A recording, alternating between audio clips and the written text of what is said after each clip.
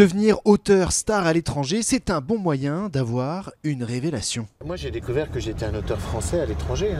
On pouvait m'aimer pour des qualités qu'à l'étranger on trouve spécifiquement françaises et qu'en France on dénigre un petit peu. Éric Emmanuel Schmitt, l'un des champions de l'exportation. Voilà, il y a des petits changements de titre par exemple.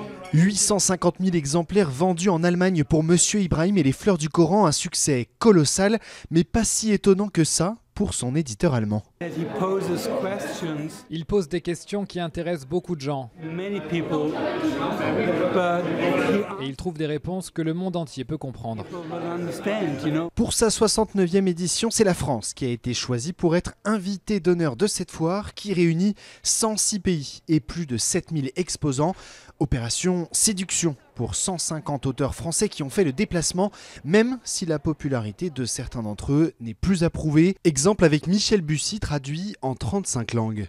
Pour beaucoup d'éditeurs étrangers, la France est une sorte de rêve, et c'est vrai qu'autour de la littérature française, d'histoires qui se déroulent en France, il y a quelque chose qui pour eux relève d'une sorte de conte de fées. Michel Bussy n'est pas encore au niveau d'un Marc Lévy, dont les ventes battent des records avec 40 millions d'exemplaires vendus. En tout cas, cette année encore, la langue française n'a pas de souci à se faire puisqu'elle est en 2e position des langues traduites dans le monde, juste derrière l'anglais.